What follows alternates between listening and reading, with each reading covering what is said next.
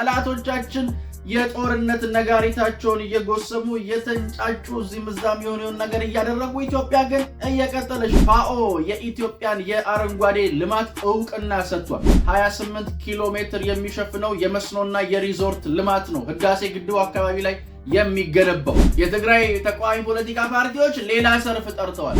እንኳን አይደለም ለእናንተ ጦርነት ሊማገዱላችሁ እዚህ የምትጠቀሙባቸውን ሰዎችም አሽቀንጥለው ሊጥሉላችሁ ነው። ወዲ ወረደ ካብ አብይ ፀቂጣ ዝተዋህበቶ ተልእኮ ግን ከዓ ምፍላጥ ዘድልያሐን ታደሰ ወረደ አንድ ጉዳይ መማር አለበት። ከፌደራል መንግስቱና ከሀገር ጋር በተሰራ ነው ይሻል። ይሄ የሚያሳየው በነገራችን ላይ ህወሓት በሰራችሁ ስራ እነዚህ ሰዎች ምን ያህል በኢትዮጵያ ፖለቲካ ውስጥ ገብተው እየፈተፈቱ እንደሆነ ሻዕቢያ እንደመሸበት የምታውቀው እኮ 30 ምናምን ዓመት 20 ምናምን ዓመት ሲሰድባቸው የኖሩትን አውሮፓ ህብረትና አሜሪካን እየዞረ ሲለማመጥ ታሪክ ዳግም የሰጠችውን እድል ጭምር ያባከን ሰው አንዴ ትልቅ እድል ያባከን ድጋሚ ታሪክ የሰጠውን አጋጣሚና እድል እንዴት ያባከን? ኢትዮጵያ ጦርነት እፈልጋለሁ አላለችም። አሁንም ዓለምም እያየ እኛም ደጋግመን የምንናገረው ኢትዮጵያም ጥያቄዋን እያነሳች ያለችው በሰላማዊ መንገድ ነው። ከበቆ ጦርነቱ ቢገባ የሚያቆመው ልማት የለም፣ ምንም የለም። በቃ ዝም ብሎ የኖረ ነበር። ቃጦነቱ ሲገባ ምን የሚለው ነገር ኢትዮጵያ ስራ አለባት። ሰላም ጤና ይስጥልን ውድ ዮሐንስ ኮርነር ቤተሰቦች እንዴት አላችሁ ወይ? አለንኛ ዮሐንስ ኮርነር ዛሬም ዳግም ተመልሶ መጥቷል። ዛሬም በቆይታችን አበይት ፖለቲካዊ ጉዳዮችን፣ አሁናዊ ክስተቶችን፣ ቀጠናዊ ሁነቶችን በራሳችን ቋንቋ በራሳችን መንገድ እንመለከታለን፣ እንፈትሻለን። ዮሐንስ ኮርነር ላይክ፣ ሼር፣ ሰብስክራይብ አድርጋችሁ ብትጀምሩ የበለጠ እንድንሰፋ የበለጠ እንድንተልቅ ያግዘናል። እችን ቪዲዮአችንንም ወደ ተለያዩ የቴሌግራም ግሩፖችም ሼር ብታደርጓት ለበርካታ ሀገር ወዳድ ኢትዮጵያውያን እንድደርስ በሩን ትከፍቱልናላችሁና እሱ እንድታደርጉልን ጠይቄ ነው የመጀመሪያው። ዛሬ በጣም በቆይታችን በርከት ያሉ ጉዳዮች ነው የምናነሳው። ጠብሰቅ ያሉ የምስራቾችም አሉን። በዛው ትይዩ ደግሞ የሻዕቢያ ድንጋጤና መፍረክረክ ብሷል። በእንቅርት ላይ ጆሮ ደግፍ የሆኑ ጉዳዮችም ዕለት ከዕለት እየመጡበት ነው። እሱንም የምንመለከትና የምናይ ነው የሚሆነው ማለት ነው። በድጋሚ ላይክ፣ ሼር፣ ሰብስክራይብ አድርጋችሁ ትጀምሩ ደስ ይለናል። የመጀመሪያው ብስራቴ እንግዲህ የአይኤምኤፍ ፕሮጀክሽን ነው። እስቲ በዚህ በስክሪኑ ላይ እንደምታዩት አይኤምኤፍ የ2025 ፕሮጀክሽን አውጥቷል። በምስሉ ላይ እንደምታዩትም ኢትዮጵያን የሚገዳደር ቁጥር እስከማይኖር ድረስ ነው እንግዲህ ከፍታችን መላቁ እየተመሰከረ የሚገኘው። በዛው ትይዩ ደግሞ ኢትዮጵያ የምስራቅ አፍሪካ ባለግዙፍ ኢኮኖሚ ሀገርም ሆናለች። ዋነኛ መሪዋ የምስራቅ አፍሪካ ትልቅ ኢኮኖሚ ያላት ሀገርም ሆናለች እና እሱም እጅግ ደስ የሚያሰኝ ትልቅ ብስራታችን ነው። ስብራትና መርዶ ብቻ የሚነገርበት ሜዳ ላይ እንዲህ አይነት ደስ የሚሉ የሀገራችንን ከፍታ የሚናገሩ ዜናዎች መሰማታቸው ቀላል ጉዳይ አይደለም። ሌላኛውና ደግሞ ዋነኛው ብስራታችን 28 ኪሎ ሜትር የሚሸፍነው የመስኖና የሪዞርት ልማት ነው ህዳሴ ግድቡ አካባቢ ላይ የሚገነባው። እጅግ ድንቅ ፕሮጀክት ነው። ከፍ ያለ ፕሮጀክት ነው። እንዲህ አይነቱን ፕሮጀክት ሲያዩ ነው ግብጾቹ ውጤያቸው ዱብ፣ ባንዳዎች ደግሞ ተላላኪዎች ደግሞ ውስጣቸው በንዴት የሚቃጠለው። እንዲህ አይነቱ ፕሮጀክት የህዳሴ ግድቡ ከኃይል ማመንጫነት ባሻገር ያለውን ጥቅምና ጠቀሜታ ለእድገታችን የሚያበረክተውን ጉልህ ሚናም በጉልህ የሚያሳይ ነው። 28 ኪሎ ሜትር የሚሸፍን የመስኖና የሪዞርት ግንባታ ይሄ በጣም ግዙፍ ፕሮጀክት ነው። በርካታ ኢትዮጵያውያን ባለሀብቶችም ይሳተፉበታል። በጣም ድንቅ ፕሮጀክት ነው።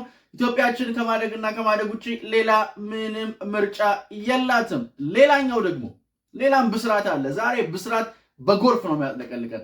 ፋኦ የኢትዮጵያን የአረንጓዴ ልማት እውቅና ሰጥቷል። ለኢትዮጵያ አረንጓዴ ልማት ፋኦ እውቅና ሰጥቷል። ፋኦ እንደምታውቁት ከዚህ ቀደም ለጠቅላይ ሚኒስትር አብይ አህመድ በስንዴ ልማትና በምግብ ዋስትና እንዲሁም ደግሞ በተመጣጠነ ምግብ ዙሪያ ለሚሰሩት ስራ ለኢትዮጵያ እውቅና ሲሰጥ ለጠቅላይ ሚኒስትር አብይ አህመድ እውቅና ሰጥቶ ሽልማት ማበርከቱ የሚዘነጋ አይደለም። ኢትዮጵያን እውቅና ሰጥቷል። በዛ ስራቸው ለጠቅላይ ሚኒስትሩም እውቅና ሰጥቷል። እጅግ ድንቅ ነው። አሁን ደግሞ በአረንጓዴ አሻራ እውቅና ሰጥቶናል። ጠላቶቻችን የጦርነት ነጋሪታቸውን እየጎሰሙ እየተንጫጩ እዚህም እዛም የሆነውን ነገር እያደረጉ ኢትዮጵያ ግን እየቀጠለች ነው። የብስራት ጎርፍ ነው እየመታን ያለው። ከመልካሙ ዜና እንጀምርና ስራ የሚሰሩት ሰዎች የሚያመጡትን ውጤት እንናገርና ሲያሴሩ የሚውሉት ሰዎችን ፍራቻ ደግሞ እንፈትሸው።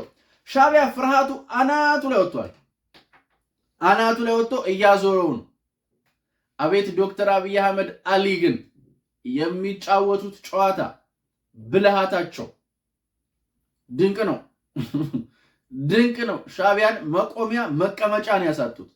አንዲት ነገር ሳይናገሩ ስለ ሰላም ብቻ እየተናገሩ ሰላም ብቻ ነው የሚያስፈልገው እያሉ ምንም ሳያደርጉ እሳቸው አንድ አይነት ቋንቋ ሲናገሩ እየሰማን ሻቢያ በኢማጂኔሽን ተዘበራርቆ አለቀ። ግራ ተጋባ። ሆርን ሪቪው በሚሰጠው አተታ ሰሞኑን ሲያስጨንቀው ነበር። አንዴ የኤርትራን ሀገራዊ እውቅና ኢትዮጵያ ሰጠቻትን መንሳት ትችላለች ሲለው ነበር። ከዛ የነ ቡትሮስ ጋሊን የግብፅ ሴራ ሲገልጥበት ነበር። አሁን ደግሞ ሌላ ዓለም አቀፋዊ ጉዳይ በቲቦር ናዤ በኩል ገጥሞታል ሻቢያ። ያሳዝናሉ ግን እኮ ሻቢያዎች አርጅተዋል። ራሳቸው እድሜያቸው ሄዷል። በእርጅናቸው ወራት ሌላ ጣጣ እየመጣባቸው ነው። ኢሳያስ ይፈረጥጣል ብለዋል ቲቦር ናዤ። ኢሳያስ ይፈረጥጣል ሀገር ጥሎ ይሄዳል ብለዋል። ቲቦር ናዤ ናቸው ያሉት አምባሳደሩ፣ የቀድሞ የአሜሪካ አምባሳደር። ሰውየው የምስራቅ አፍሪካና የቀንዱ ፖለቲካ ላይ የሚፈጠሩ ነገሮችን ቀደም ብለው በመናገር የሚታወቁ ሰው ናቸውና በሳህል የጎረመሰው በአስመራ የጎለመሰው ሰውዬ በኤርትራ ቤተመንግስት የማርጀት እድል የለውም ብለዋል። ይሄንን ያዩት ደግሞ ጽምዶና ጣምዶ ነው የሚባለውን የጽምዶ ጥምረት ተጣምዶ የሚለውን ጥምረት ፈጥር ያለው የሚለው ሰውዬ ደግሞ እንደዚህ ያለ ነው። ይዩት። ወዲ ወረደ ካብ አብይ ፀቂጣ ዝተዋህበቶ ተልእኮ ግን ከዓ ምፍላጥ ዘድልያ ሓንቲ እያ ንትግራይ ምዝንጋዕ። ምንድን ነው እያለን ያለው? አሁን የሰውዬ እያለን ያለው ጉዳይ ታደሰ ወረደ እያዘናጋ ነው። ከምንድን ነው የሚያዘናጋው? ትግራይ ለምን አልተዋጉንም? ጦርነቱ እንዳይጀመር እያደረገ ነው ታደሰ ወረደ እያለ ነው። ኢሳያስ እሺ ጉድጓድ ቆፍሮ ተደብቋል አሉ። አንተ አግኝተሃል የምትደበቅበት? ዋናው ነገር እሱ ነው። አንተ ጉድጓድ አግኝተሃል የምትደበቅበት? አገኘ ካላገኘ በቆፍር ነው የሚሻለው ብዬ ነው። ምንም ባልተፈጠረበት ጉድጓዱን ይቆፍራሉ። ኢማጂኔሽን እኮ ገደላቸው። ሰዎቹ መከራቸውን ያሳያቸው። እንደዚህ ናቸው ሻቢያዎች፣ እንደዚህ ናቸው። ይሄ ነው መልካቸው። እናንተ እንዲህ ያላችሁ ታደሰ ወረደ ምናምን ያላችሁ ስትጮሁ የሰሞኑን የትግራይ ወጣቶች የትጥቅ የታጣቂዎች ተቃውሞ የሚያቀጣጥል ሌላ ሰልፍ በመቀሌ ተጠርቷል። የትግራይ ተቃዋሚ ፖለቲካ ፓርቲዎች ሌላ ሰልፍ ጠርተዋል። እንኳን አይደለም ለናንተ ጦርነት ሊማገዱላችሁ እዚህ የምትጠቀሙባቸውን ሰዎችም አሽቀንጥለው ሊጥሉላችሁ ነው። የሚይዙት የሚጨብጡት አጥተዋል። የፕሮፓጋንዳ ውሉ ሲጀመር ጽምዶ ምናምን ይባል ጋብቻ ማላይ እንደምትጻመዱ ራሱ ግራን የሚገባኝ እኔ ከመጀመሪያውም ስናገር ነበር። ትርፍም የለው። ምክንያቱም የሻቢያና የህወሓት ጋብቻ በመሰረቱ አዲሳችን አይደለም፣ ያለ የኖረ ምናምን ነው። ቶክሲክ ሪሌሽንሺፕ ስላላችሁ ነው እንጂ ትዳራችሁ ትንሽ ችግር ላይ ወደቀው ያልተቀደሰ ጋብቻ ነው እንጂ ቶክሲክ ሪሌሽንሺፕ ነው እንጂ አለ የኖረ ጋብቻችሁ። አሁን ታደሰ ወረደ ውጊያ ዘገየብን ይላሉ ማለት እኔ እኮ የልማት ዜና የዘገየባቸው አይመስልም። እንዲህ ሲንጫጩ ዘገየብን የሚሉት ጦርነት አይመስልም እኮ። የሚያስፈጁት ወጣቱን ነው። አይታችኋል። በመቀሌ ሰልፍ የሚወጡ ሰዎች የከፈሉት የአካል መስዋዕትነት ምናምን ስትመለከት እነኝን አይተው እንኳን አይማሩ። ምንም ከይተጠቀምና አክቲቭ ኮይን ሽምና ቤጋናት ድህረ ባይታና ገዲብ ያግለና ንሕና ተኣሲርና በሙሮ ቤተሰብና ይስታቆይ ብሙሮ ስድራ ዝዋት መራሕትና ይፋልሑ። እነኝኞቹ እነ ሞንጆሪኖ ምናምን አይማሩ። ወስደው ለሻቢያ ሊማግዷቸው ነው የሚጣጣሩት። ወስደው ለሻቢያ እንትን ሊሏቸው ነው የሚሞክሩት። ከዚህ የሻቢያ ጩኸት፣ ከዚህ የሻቢያ ጫጫታ ግን ታደሰ ወረደ አንድ ጉዳይ መማር አለበት። ከፌደራል መንግስቱና ከሀገር ጋር ብትሰራ ነው የሚሻለው። እሱ ነው የሚያዋጣው። እዚህም እዛም የማያዋጣበት ደረጃ ላይ ደርሷል። ሻዕቢያ መሽቶበታል ስላችሁ የፕሮፓጋንዳ ምናምን ጉዳይ አይደለም። በቃ ምሽት ነው ያለበት። መሽቶበታል። በቀላሉ እንኳን አያያቸውም። ይሄ አሁን ቅድም ራሱ ያነሳውላችሁን የቲቦር ናጄን ንግግር በቀላሉ አያየው። ቲቦር ናጄ ንግግር የተናገሩት በነገራችን ላይ ከብርጌና ሐመዱ የሻዕቢያ ተቋሚ ኤርትራዊ ኃይሎች ጋር ውይይት ማድረጋቸውን በገለጹበት የኤክስ ልጥፋቸው መሬት ቆፍረ ተደብቀ የምታመልጠው ትውልድ የለም፣ መጨረሻ ትክክል አይሆንም። ሻዕቢያ እኮ አሳዛኝ እኮ ነው። ሻዕቢያ ታሪክ ዳግም የሰጠችውን እድል ጭምር ያባከን ሰው፣ አንዴ ትልቅ እድል ያባክን፣ ድጋሚ ታሪክ የሰጠውን አጋጣሚና እድል እንዴት ያባክናል? ከዛ እንደዚህ ደሞ አለ አይታችሁታል። አብሮት ሚጮህ እኮ አለ ደሞ ተጻጻማጅ ምናምን ዘገየ ይላል። ስኳርና ዘይት የዘገየ አስመሰለው እኮ ትግራይን እያዘናጋ ነው። ትግራይ ከምንድን ነው የምታዘናጋው? ከምንድን ነው የሚያዘናጋት? ከጦርነት፣ ከናንተ እልቂት፣ ከናንተ ደም አባላ እንዲህ በኩራት ሲናገሩ እኮ ማለት ይሄ የሚያሳየው በነገራችን ላይ ህወሓት በሰራችው ስራ እነዚህ ሰዎች ምን ያህል በኢትዮጵያ ፖለቲካ ውስጥ ገብተው እየፈተፈቱ እንደሆነ እዚህ ጋር ሰፍተ ማየት ያለበት ሰሞኑን ግብጽ እጄን አጣጥፌ አልቀመጥም ምናምን ያለች ቀጥታ እጇን ትሰዳለች አይደለም። እንዲህ አይነት ተስቦ የሆኑ ሰዎችን ነው የምትልክብን። ተስቦ ሰዎች ናቸው እነዚህ። ወደዱም ጠሉም ግን ኢትዮጵያ ጦርነት እፈልጋለሁ አላለችም። አሁንም ዓለምም እያየ እኛም ደጋግመን የምንናገረው ኢትዮጵያም ጥያቄዋን እያነሳች ያለችው በሰላማዊ መንገድ ነው። ጉርጓድ ከሚቀፍር ጠረጴዛ ከቦ ቢቀመጥ ይሻላል። ምክንያቱም ቲቦር ናጄም ያሉት ሻዕቢያ ይመጣብኛል ብሎ እየፈራ ካለው የአሰብ ዘመቻ ጋር ሲደመር እሳቸው ያሉት ጉዳይ ዘንድሮ ኢትዮጵያን ተው አይሆንም፣ አያዋጣ ማለት አሁን ተላላኪዎቻቸው ሚዲያ ላይ እንደሚሰሩላቸው እንደሚያጫጩሁላቸው እንደሚሉላቸው አይደለም። ዲፕሎማሲያዊ ጫና ውድቀቱ ቀላል አይደለም እንዴ። ሻዕቢያ እንደመሸበት የምታውቀው እኮ 30 ምናምን ዓመት 20 ምናምን ዓመት ሲሰድባቸው የኖሩትን አውሮፓ ህብረትና አሜሪካን እየዞረ ሲለማመጥ ነው። ይሄ ልምምጡ ደግሞ ዝም ብሎ የመጣ አይደለም። የጣለውን ነጥብ ከማወቅ የተረታበትን ነጥብ ከመረዳት ያልተሽከረከረው የለም፣ ያልረገጠበት የለም። ኢትዮጵያን ለመነጠል ከግብጽ ጋር ሆኖ ሰሞኑን እንኳን ሲሰራ የነበረውን አይታችኋል። የሱዳኑን ሰውዬ ጠርቶ በዛም አዋጭ አልሆነለትም። ዘንድሮ በቃ አልሆነለትም። እኔ ያሳዝኑኛል። በቃ አልሆነላችሁ። አሁን ግን የትግራዩ ጉዳይ ዋነኛው ነጥብ ነው። ሻዕቢያ የቀረችውን መጫወቻ ካርታ በትግራይ የፖለቲካ ሰርክል ውስጥ ነው መጫወት እየፈለገና እያሰበ ያለው። እሱ ትክክል አይደለም። እሱ አዋጭ አይደለም። ለታደሰ ወረደ የማያዋጣው